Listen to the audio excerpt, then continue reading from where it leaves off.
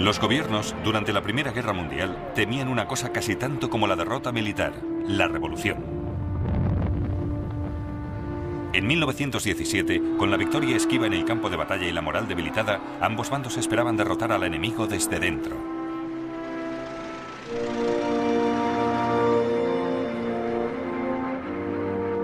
Las huelgas y el malestar eran chispas que podrían convertirse en una revolución, transformando la guerra. Primera Guerra Mundial.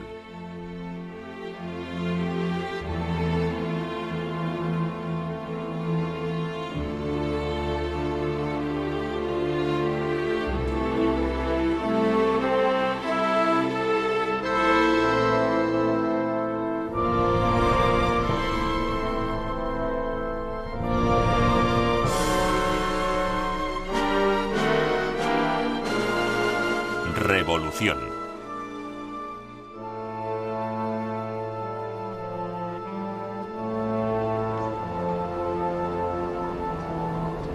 Imágenes rodadas en 1917 de uno de los sueños más descabellados de Alemania convirtiéndose en realidad. Las tropas rusas dejaron de luchar en el frente oriental. Fue muy gracioso ver a nuestros ivanes saludando a los alemanes. Estos dieron a nuestros muchachos vino y cigarrillos, y ellos les dieron pan a los alemanes.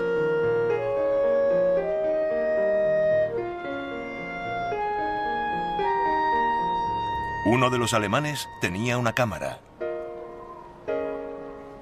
Nos dijo que nos pusiéramos en fila y sacó unas fotos.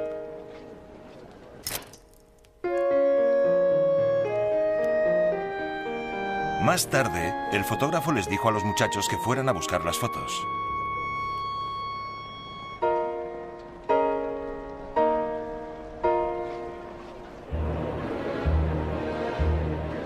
A los gobiernos les preocupaba controlar el cansancio de la guerra y evitar que el descontento se convirtiera en motines y que estos acabaran en una revolución.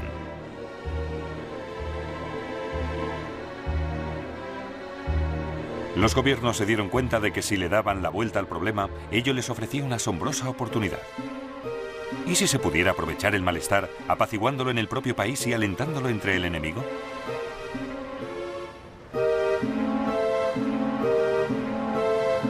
En El Cairo y en Dublín, en Petrogrado y Zúrich, los aliados y los alemanes pusieron a trabajar a sus agentes para explotar el malestar y fomentar la revolución.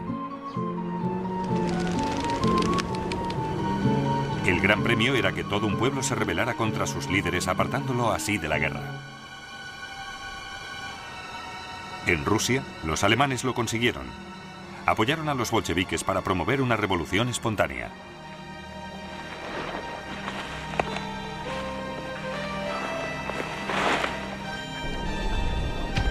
En 1917, Rusia estaba cansada de la guerra.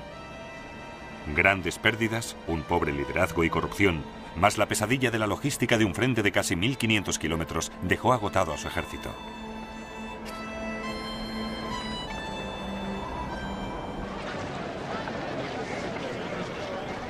No sé si el sueño ruso de destruir a Alemania llegará a ser realidad.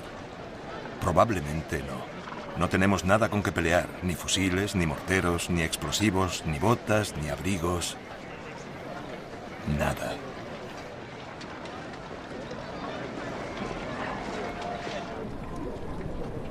Pero increíblemente, el ejército ruso mantuvo sus líneas. Fue el frente doméstico el primero en desmoronarse. En Petrogrado, San Petersburgo en la actualidad, la capital de Rusia y su centro industrial, reinaba el descontento. Sus fábricas estaban llenas de obreros con poco que comer y sin un hogar digno.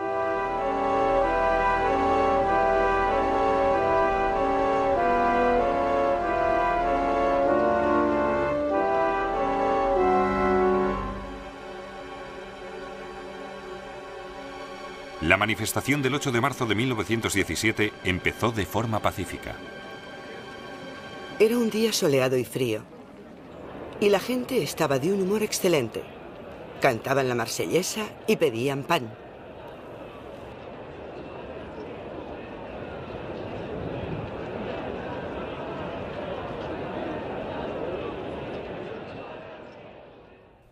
Pero el zar ordenó que se disolviera la manifestación. En la playa Namenskaya, en el corazón de Petrogrado, empezó la matanza. El sargento Sergei Kirpichnikov estaba allí. El alférez le ordenó al corneta que tocara 3 toques. Luego ordenó: fusiles, preparados, apunten, fuego. Todo el mundo se echó a correr. Un hombre cayó abatido. Una mujer se desplomó.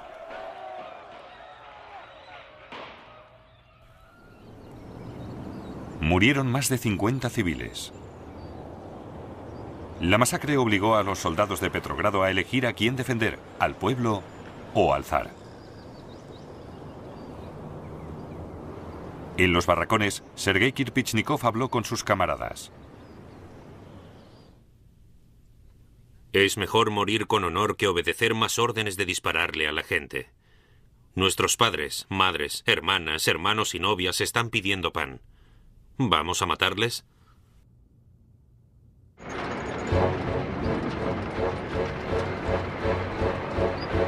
Mataron al oficial de guardia y salieron a la calle uniéndose a los manifestantes y obreros.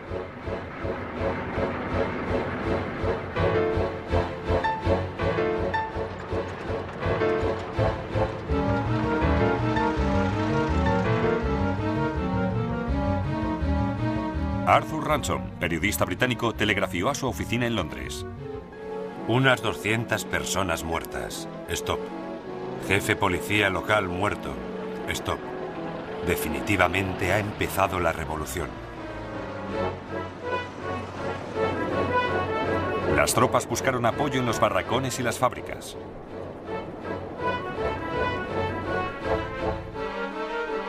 Tomaron el centro de la ciudad, levantaron barricadas, ocuparon las estaciones del ferrocarril y la central de teléfonos.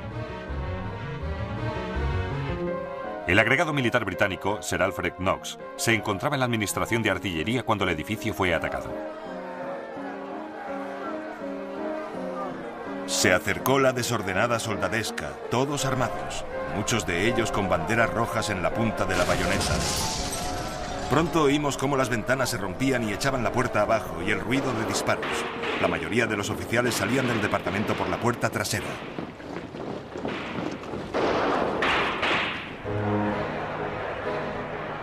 En unos pocos días, el régimen del zar se estaba tambaleando. Ha empezado la revolución. ¡Qué felicidad! Por fin ha sido destruida la maldita autocracia. Los soldados han salido a la calle. Los oficiales permanecen ocultos. Todo es tan inesperado y los hechos se suceden a gran velocidad. Todos estamos locos de alegría.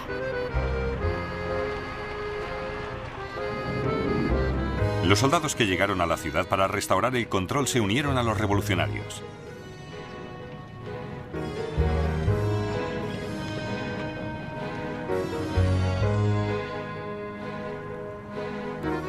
El zar se vio obligado a abdicar y en el Palacio Taurina se formó un gobierno provisional.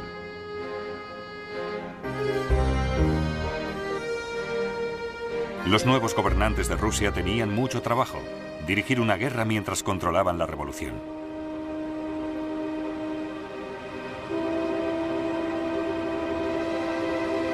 Alemania esperaba aprovecharse de las revueltas en Rusia. Y los aliados de Rusia, Gran Bretaña y Francia, cruzaban los dedos. También habían experimentado el descontento de los obreros. En marzo de 1916, los londinenses se reunieron en Tower Hill para protestar contra el servicio militar obligatorio. También había oposición en Escocia, inspirada por los encendidos discursos del líder sindical Willie Gallagher. Miles de nuestros compatriotas han sacrificado su vida luchando contra el mismo prusianismo que ahora se proponen imponer aquí. Obreros del Clyde, debéis prepararos para la acción. Cuando este odioso enemigo de la libertad levante la cabeza, debéis atacar a muerte.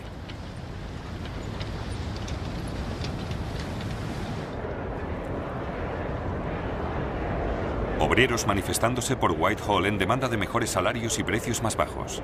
Entre 1915 y 1918 se perdieron en Gran Bretaña unos 17 millones de días laborables debido a las huelgas. En el sur de Gales, los mineros se declararon en huelga, los maquinistas en Coventry, Sheffield y Manchester, y los obreros de los astilleros en Teesside, Tyneside y del Clyde.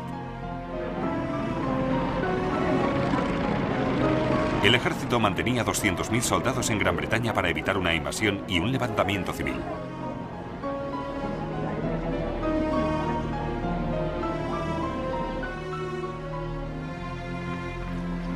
Pero David Lloyd George, como ministro de Armamento y luego como primer ministro, prefería ceder ante los huelguistas que aplastarlos.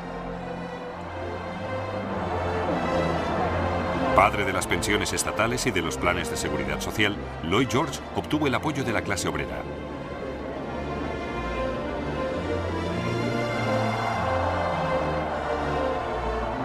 Se valió de las concesiones en vez de la confrontación para mantener la producción industrial.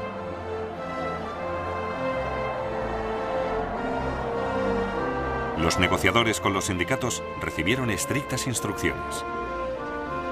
Si una huelga parece inevitable, deben concederse todas las demandas. Pero mientras Gran Bretaña mantenía controlado el descontento, Francia era incapaz de conseguirlo.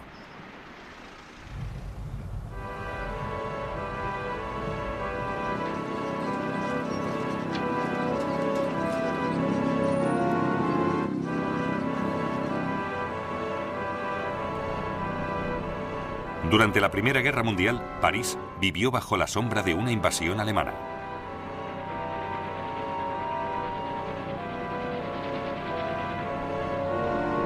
Pero después de 3 inviernos de combates, la estabilidad de Francia se vio minada por una ola de paros y protestas.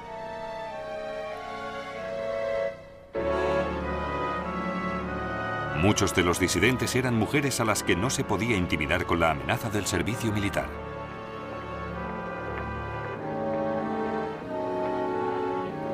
En París se queja todo el mundo. La gente está en huelga por la subida de precios y la falta de combustible. ¿Acaso no pueden oír el estruendo de la revolución? Estas revueltas están justificadas, porque mientras la gente trabaja hasta matarse para malvivir, los jefes y los grandes industriales están engordando en un tiempo récord. Y lo único que nosotros podemos hacer es sonreír y resignarnos. Estas ideas llegaron al frente, pero lo que empujó al ejército francés a amotinarse en 1917 fue una historia de batallas mal planeadas y peor dirigidas. El golpe final fue un fatídico ataque orquestado por el propio comandante en jefe, el general Robert George Nivelle. Solo la ofensiva puede llevarnos a la victoria. La defensa lleva a la derrota y a la humillación. El 16 de abril de 1917, Nivelle ordenó a más de 1 millón de franceses atacar una cresta fuertemente defendida por los alemanes conocida como Chemin des Dames.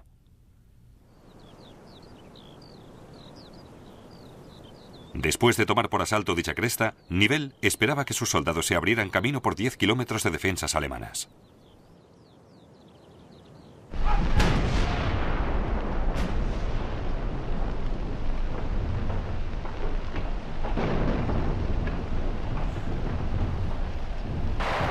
Encontramos un bosque de alambradas. Las ametralladoras aparecían por todas partes. Había trampas de todo tipo. Las barreras eran infranqueables.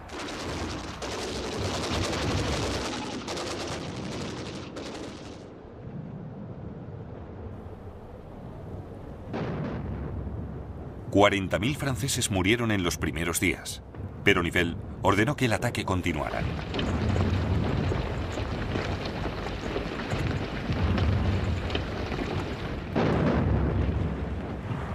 El 5 de mayo, las bajas eran de 150.000 hombres. Luego, los hombres reaccionaron. Soy uno de los más activos repartiendo propaganda. Sé que me juego la vida, pero por este medio tal vez la salve. Cariño, di conmigo. Abajo la guerra que nos separa y viva la revolución que al traer la paz nos unirá de nuevo. Te amo y no quiero morir.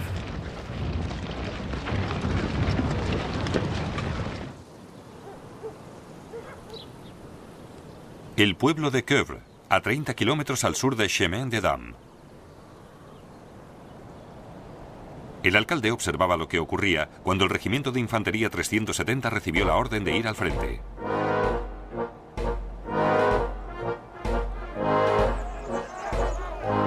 Los soldados entraron en el pueblo gritando con rabia, disparando los fusiles y cantando la Internacional.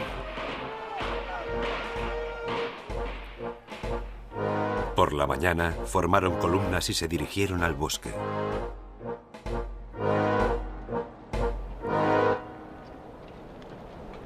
En junio de 1917 estaba afectado la mitad del ejército francés. Los hombres se negaban a volver a las trincheras. Parecíamos absolutamente indefensos. Llegaban noticias de todos los sectores del frente comunicando que algunos regimientos se negaban a volver a las trincheras. El más humilde ataque alemán habría sido suficiente para derribar nuestro castillo de naipes y facilitar la entrada del enemigo en París.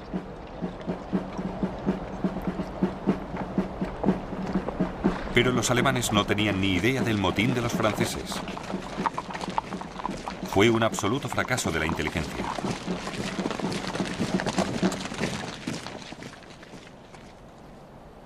Cuatro días después del motín, las tropas de Quevre se entregaron en un pueblo cercano.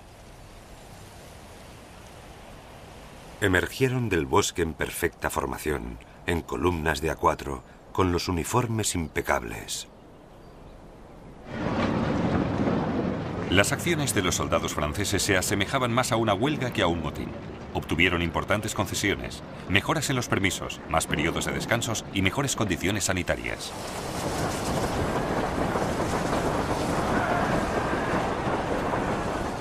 Lo único que queríamos es que el gobierno nos prestara atención, que entendiera que somos hombres y no bestias destinadas al matadero.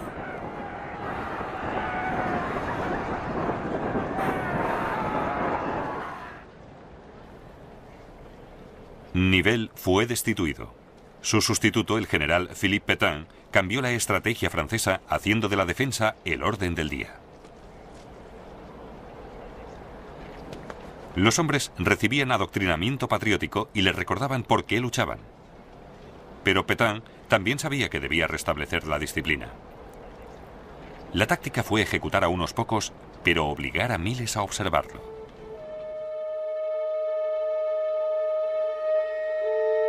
Fotografías tomadas secretamente en una ejecución militar francesa. Un hombre es atado a un poste. Se da la orden de disparar.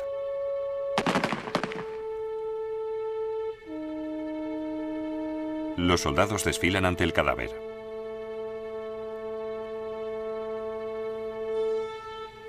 Louis Flourac fue uno de los 49 soldados ejecutados. Sus compañeros lo fusilaron aquí, en Chacris. Algunos de ellos odiaban lo que tenían que hacer. Todos los días veo la muerte en las trincheras, pero esto es diferente.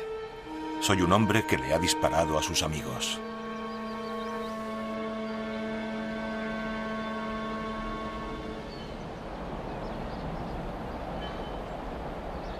Los soldados italianos también estaban cansados de la guerra. Pero a diferencia de los franceses, el alto mando italiano veía que la única forma de mantener la moral era el castigo. El jefe del Estado Mayor, el general Cadorna, era despiadado. Todo soldado debe estar convencido del hecho de que su superior tiene el sagrado deber de fusilar inmediatamente a los cobardes y recalcitrantes.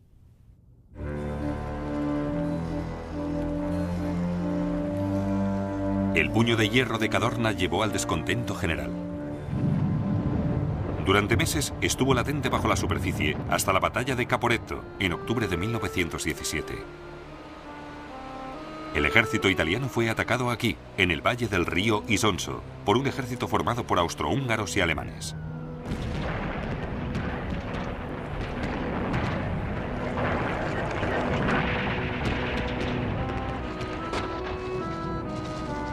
La resistencia en el ejército tomó diversas formas.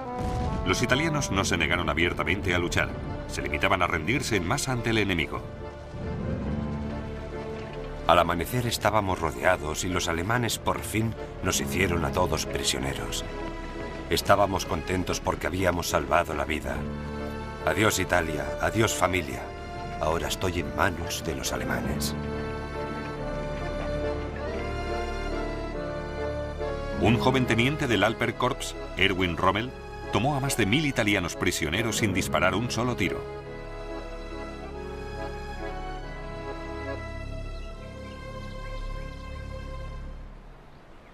Los soldados tiraron las armas y corrieron hacia mí.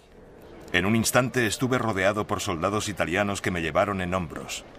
¡Viva Alemania!, sonó de 1000 gargantas. A un oficial italiano que dudaba le dispararon sus propios hombres.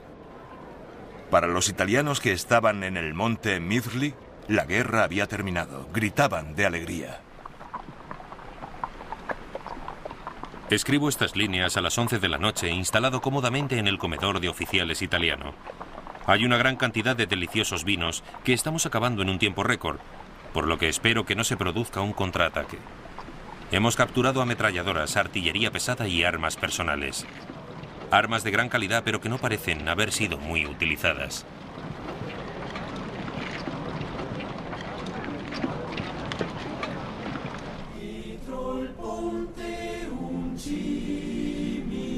Unos 300.000 soldados italianos se rindieron en el invierno de 1917.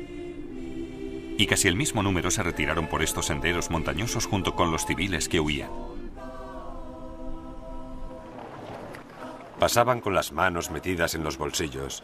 Cuando les preguntaban, todos decían que se retiraban porque así se lo habían ordenado. ¿Quién se lo había ordenado? Nadie lo sabía. El que tenían al lado.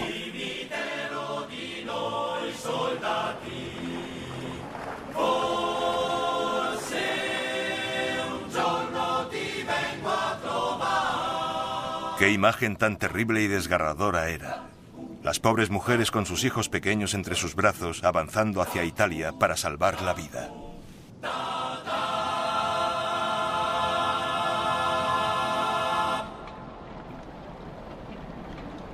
El alto mando italiano sustituyó al general Cadorna y recuperó el control suavizando la disciplina y haciendo concesiones a los soldados como habían hecho los franceses. Pero el precio del malestar fue muy alto. La fuerza combativa del ejército italiano se había visto reducida a la mitad. Y mientras los gobiernos se enfrentaban a las revueltas domésticas, también promocionaban los disturbios en los otros países.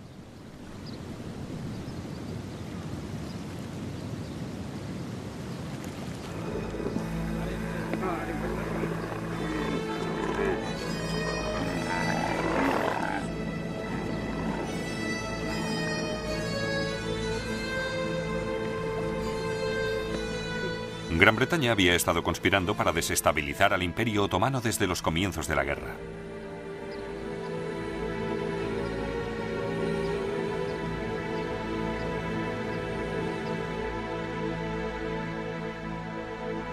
La Turquía otomana era el aliado de Alemania en Oriente Medio. Su imperio se extendía por Arabia hasta la región de Hejaz, una vasta zona desértica que incluía las ciudades santas de Medina y la Meca. Su pérdida minaría seriamente la posición de los turcos en el mundo musulmán y reforzaría la de Gran Bretaña. Los británicos acudieron a los árabes de Hejaz, mostrándoles la zanahoria de la independencia si se levantaban contra sus amos turcos. Si la nación árabe ayuda a Inglaterra en esta guerra que Turquía nos ha obligado a emprender, Inglaterra garantizará que no habrá ninguna intervención interna en Arabia y que les daremos a los árabes la ayuda necesaria contra cualquier agresión extranjera. La idea de que Gran Bretaña apoyara la independencia de Arabia preocupaba al Departamento de Asuntos Indios. Un Estado árabe fuerte podría ser más peligroso para la cristiandad que un Estado otomano fuerte, y la política de Lord Kitchener de destruir un Estado islámico con el solo propósito de crear otro siempre me ha parecido desastrosa.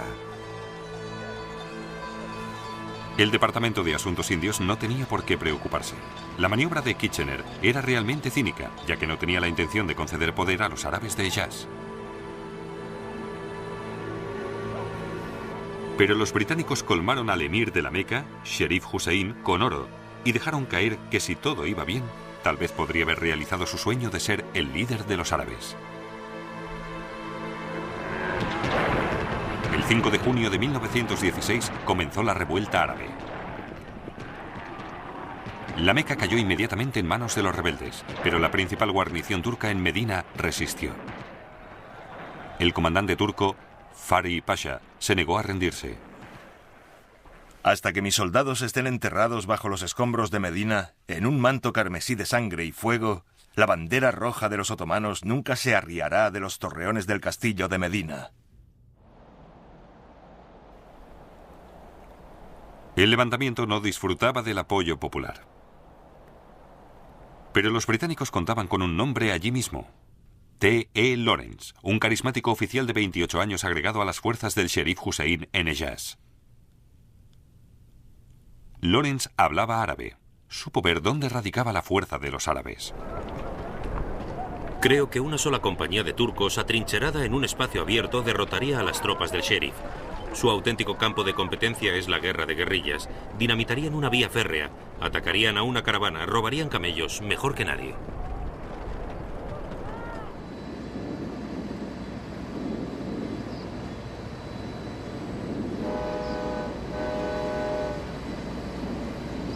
Los turcos eran más vulnerables en sus extensas líneas de comunicación. Lawrence y los árabes se convirtieron en expertos saboteando el ferrocarril.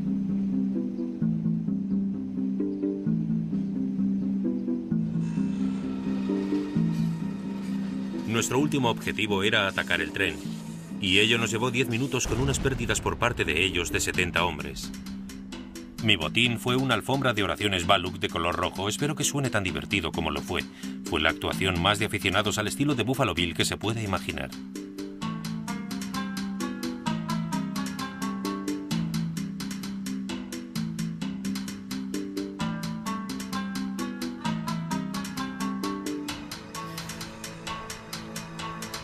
Un alemán que viajaba en el tren vio el ataque de otra forma. La masa de beduinos entró en el vagón como salvajes, matando y saqueando. Podía notar cómo la sangre resbalaba por mi cuerpo, pero me dejaron en paz. A los ladrones solo les interesaba el saqueo. Tras haber matado a 40 hombres, mujeres y niños, tomaron al resto como cautivos.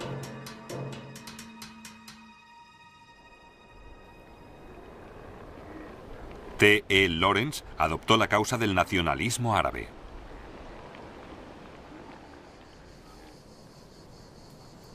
Espero que la bandera turca desaparezca de Arabia. Me siento también por haber ayudado a formar una nueva nación y odio tanto a los turcos que ver cómo su propio pueblo se levanta contra ellos es muy gratificante.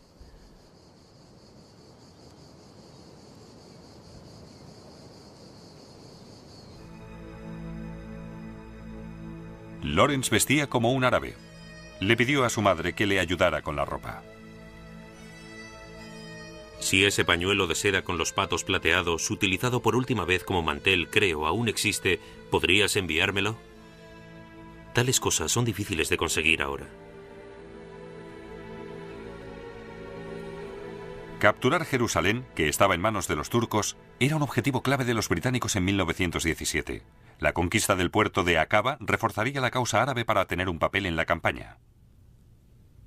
Lawrence se dio cuenta de que todos los cañones de Aqaba apuntaban al mar. La ciudad estaba indefensa desde la retaguardia. Eso significaba recorrer 900 kilómetros cruzando el Hejaz en pleno verano.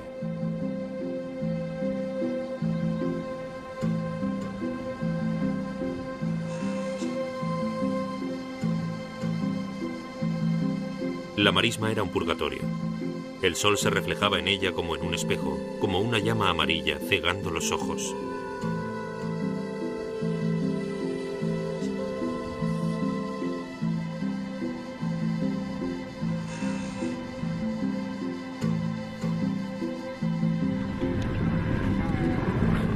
Siete semanas después, las fuerzas árabes reaparecieron en las afueras de Aqaba, cogiendo a los turcos desprevenidos.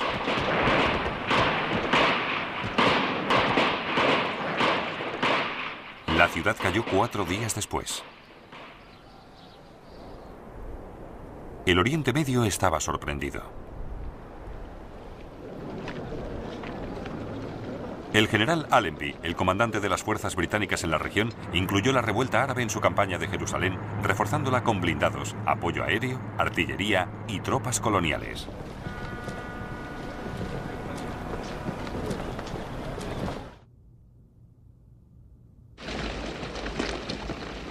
El 11 de diciembre de 1917, Allenby entró acompañado por sus oficiales a pie en Jerusalén, incluyendo a Lawrence. Los árabes descubrirían que habían ganado no el autogobierno, sino a unos nuevos amos. Lawrence siempre había sabido que los árabes de Hejaz solo eran un instrumento de la subversión británica, como admitiría mucho después. Los árabes vieron en mí a un agente libre del gobierno británico y me exigieron la confirmación de sus promesas escritas. Por ello tuve que unirme a la conspiración y asegurarles a los hombres su recompensa. Me sentía continua y amargamente avergonzado. De haber sido un consejero honrado de los árabes, les habría aconsejado que se fueran a su casa y no arriesgaran su vida luchando por esas cosas.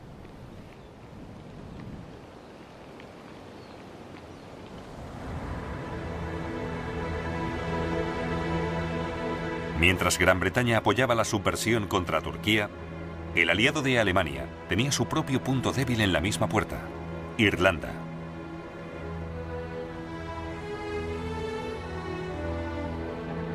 Gran Bretaña había prometido a Irlanda la autonomía, pero la Primera Guerra Mundial hizo que se pospusiera. 200.000 irlandeses, católicos y protestantes, lucharían por Gran Bretaña. Unos 30.000 morirían.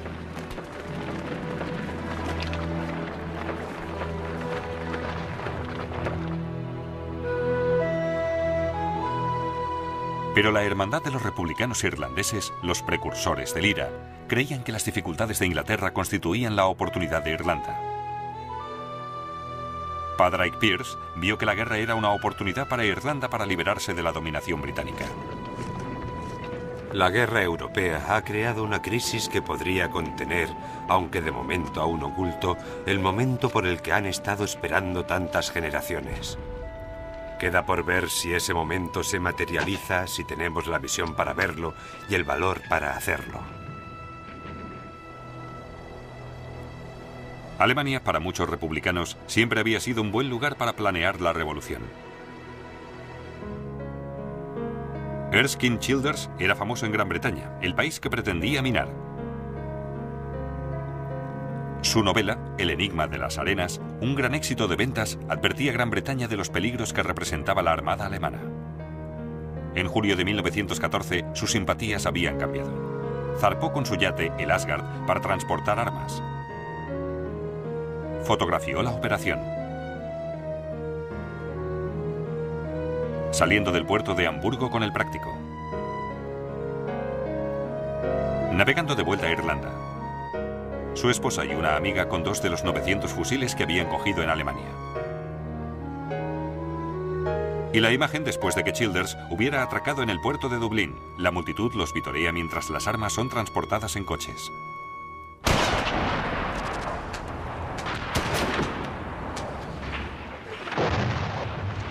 Dos años después, las armas alemanas fueron utilizadas, cuando 1.600 revolucionarios irlandeses se levantaron en Dublín.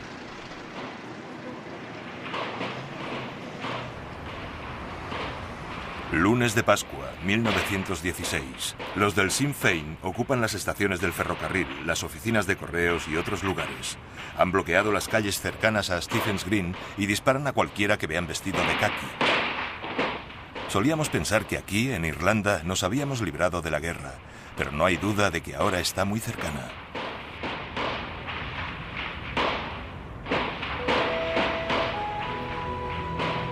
El momento que había estado esperando Padraig Pearse había llegado. Leyó la histórica proclamación de la República Irlandesa, un documento que reconocía el apoyo de los valientes aliados de Europa. ¿Quiénes eran esos valientes aliados y qué habían hecho?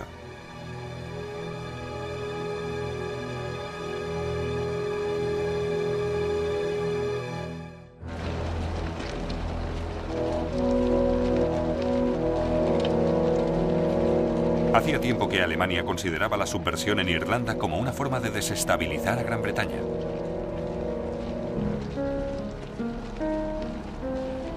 En agosto de 1914, Sir Roger Casement, un republicano irlandés y en una época muy querido por el establishment británico, les proporcionó a los alemanes la oportunidad que estaban esperando. Le escribió al Kaiser haciéndole una oferta. Llamamos la atención de Su Majestad sobre el papel que necesariamente, aunque no abiertamente, Irlanda debe representar en este conflicto. Irlanda debe liberarse del control británico. Miles de irlandeses están preparados para jugar su papel en ayuda de la causa alemana, ya que la reconocen como suya.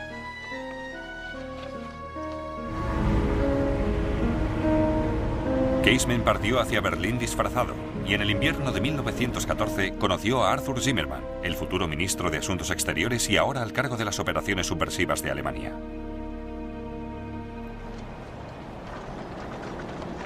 Zimmermann quedó impresionado con Casement y empezó a preguntarse si una pequeña invasión de tropas alemanas en tierras irlandesas podría causarles grandes problemas a los británicos.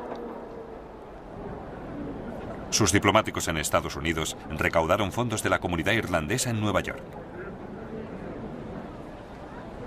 Se ha propuesto llevar a cabo la invasión con 25.000 soldados con 50.000 armas extra. Luego, sin duda alguna, le seguirá la colaboración de todos los irlandeses en el ejército británico.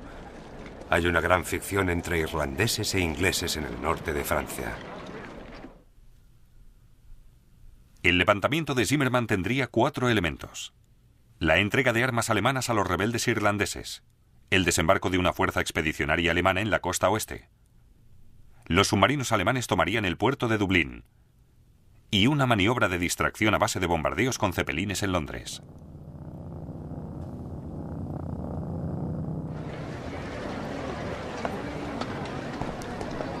El alto mando alemán había perdido el interés y se negó a enviar una fuerza invasora. Pero en abril de 1916 tuvieron lugar los bombardeos de los cepelines. Un submarino fue enviado a la costa oeste y un barco cargado con 20.000 fusiles, 10 ametralladoras y 1 millón de balas zarpó con destino a Irlanda bajo el mando del capitán Karl Spindler. Apareciendo gradualmente del agua vimos la isla de Inistoscert, nuestro punto de encuentro. Antes de media hora tenía que aparecer el práctico.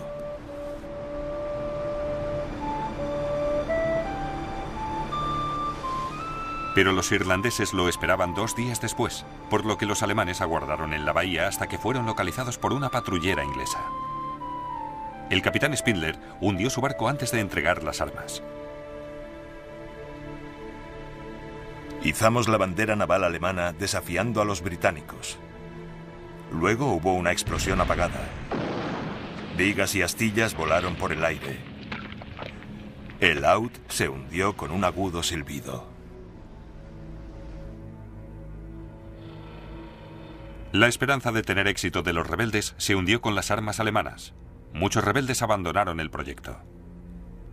Pero una dura minoría armada con los fusiles que Childers había traído de Hamburgo 2 años antes, decidió realizar un gesto simbólico de desafío.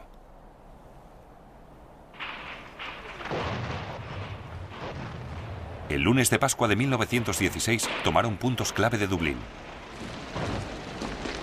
Los británicos respondieron con ametralladoras y fuego de artillería y enviaron a 10.000 hombres de Inglaterra. Pocos dublineses lloraron el aplastamiento de la rebelión. Edward Phillips, cervecero de Guinness, convirtió las calderas en desuso en improvisados blindados para los británicos. Llamé a los militares y les ofrecí camiones que ellos aceptaron. Envié a buscar conductores que vivían cerca y todos se mostraron de acuerdo. Más de 1000 civiles se vieron pillados en el fuego cruzado. Y cuando los británicos capturaron a los rebeldes, la gente de Dublín les lanzaba verduras y vaciaba orinales sobre sus cabezas.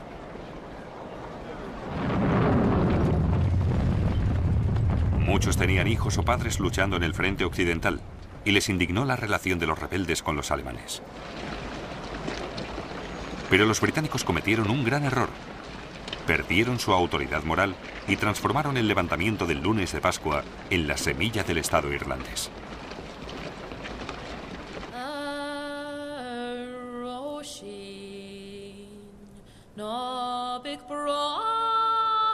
Condenaron a muerte a los líderes del levantamiento, empezando con Pierce.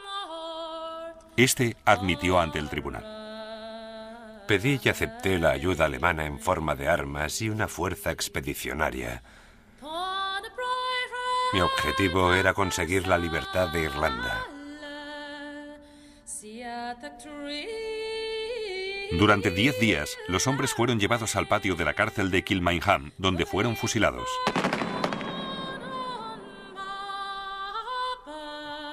James Connolly había recibido tales heridas en el levantamiento que tuvieron que fusilarle sentado.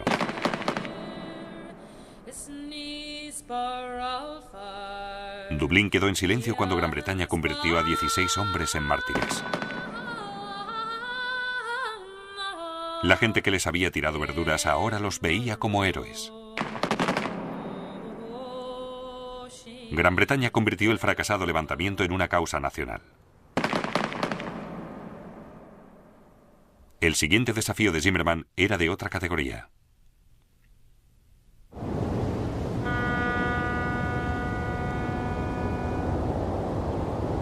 ¿Podría Alemania explotar la Revolución Rusa de marzo de 1917 para conseguir que Rusia abandonara la Primera Guerra Mundial? Casi todos los ingredientes estaban en su lugar. Un importante levantamiento civil, malestar entre las tropas en el frente y unos líderes sin poder eficaz en la retaguardia. A los alemanes solo les faltaba una pieza del rompecabezas, un líder carismático. Pero ya habían pensado en alguien. Vladimir Ilich Lenin era el líder de los bolcheviques, un pequeño grupo de extremistas radicales rusos. En los últimos 14 años habían pasado muchas horas planeando la revolución en cafeterías y celdas de prisiones. Cuando por fin llegó, les pilló desprevenidos. Stalin estaba en Siberia, Bukharin en Nueva York y Lenin en Zúrich. «Qué tortura es para nosotros», escribió Lenin, «permanecer sentados aquí en un momento como este». Sabía que los aliados no le dejarían viajar. La ruta más evidente era por Alemania y Suecia. Pero, ¿le dejaría pasar a Alemania? Los agentes alemanes hacía mucho tiempo que vigilaban a Lenin. Sabían que quería que su enemigo, Rusia, saliera de la guerra. La mayor virtud de Lenin es su talento organizativo. Posee una energía brutal e implacable. El punto de vista de Lenin es, no importa quién gane la guerra, es preferible la derrota de Rusia. La victoria sería peor. Zimmermann le aconsejó al Kaiser que permitiera el paso de Lenin. Ya que es en nuestro propio interés que la influencia del ala más radical de los revolucionarios rusos prevalezca, me parece aconsejable permitirle el paso. El Kaiser se aprovechó de Lenin tan cínicamente como Lenin utilizó al Kaiser, cada uno de ellos pensando que había sacado un mayor provecho del trato.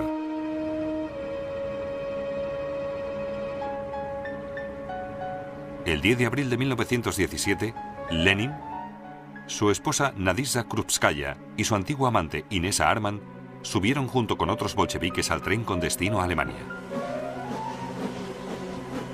El Kaiser paga el viaje, se mofaron sus rivales, los socialistas rusos. Os colgarán como espías alemanes. Lenin escuchaba sin dejar de sonreír. Mofaros tanto como queráis, dijo. Nosotros los bolcheviques barajaremos vuestras cartas y os fastidiaremos el juego.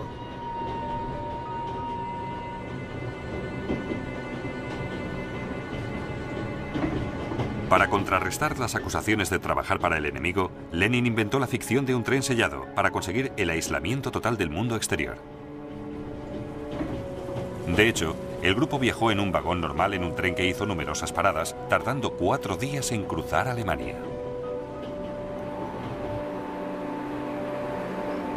A pesar de que el tren paró en Berlín, no hay pruebas de que Lenin se entrevistara con ningún representante alemán. Sabía que los alemanes daban dinero a su partido bolchevique, pero evitaba cualquier contacto directo. La mayor ayuda que Alemania le prestó a la causa de Lenin fue ayudarle a volver a Rusia.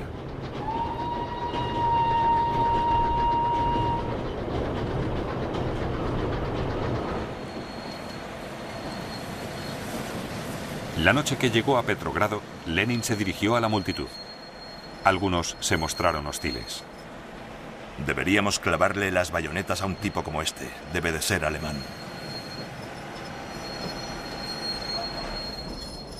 Pero Lenin fue ganando conversos, como vio la condesa Irina Skariatina. Lenin es un hombre calvo, terriblemente feo. Lleva un viejo y arrugado traje marrón. Habla sin ningún recurso oratorio, más parecido a un profesor universitario dando una conferencia. Pero lo que dice hace enloquecer a la gente. Y lo que decía era, poned fin a la guerra. Y con ello le ofrecía a la gente lo que quería y que el gobierno provisional no había sabido darle. Paz, tierras y pan.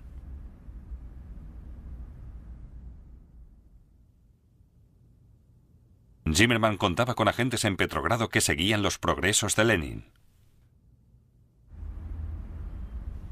La entrada de Lenin en Rusia ha sido un éxito. Está haciendo exactamente lo que deseábamos. Tal como esperaban los alemanes, las ideas de Lenin llegaron al frente. Los regimientos se han convertido en hordas de bastardos, celebrando reuniones dirigidas por los bolcheviques. La vida militar se ha paralizado. Los soldados quieren la paz, no importa cuáles sean las condiciones.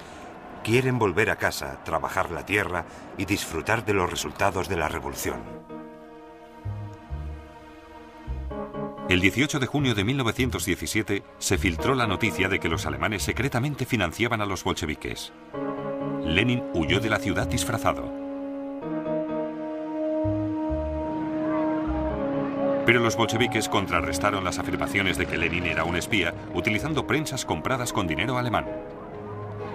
Y se dispusieron a conseguir el apoyo de los obreros, ayudando a los radicales a crear la Guardia Roja.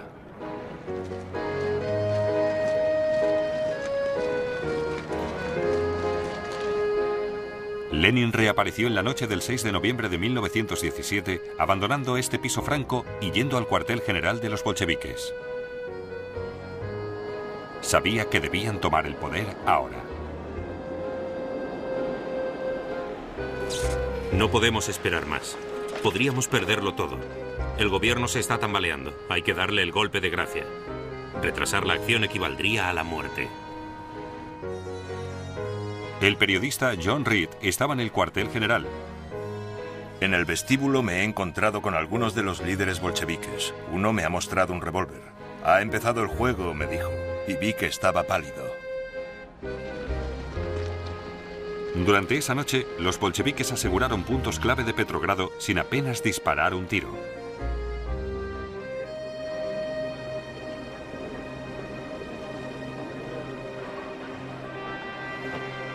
La ciudad se despertó para encontrar un nuevo orden mundial. Acabo de oír una noticia asombrosa. El gobierno provisional ha sido derrocado. Los telégrafos están zumbando con los decretos del nuevo gobierno bolchevique. Toda la tierra será transferida al pueblo.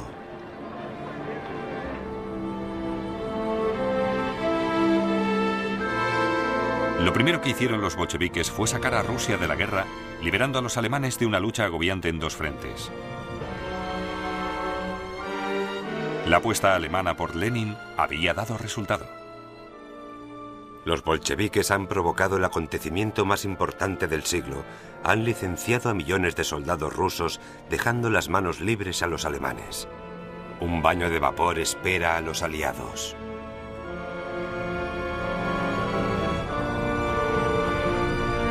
La revolución y la subversión habían liberado a 44 divisiones alemanas para el frente occidental. Ahora Alemania tenía la oportunidad de ganar la Primera Guerra Mundial.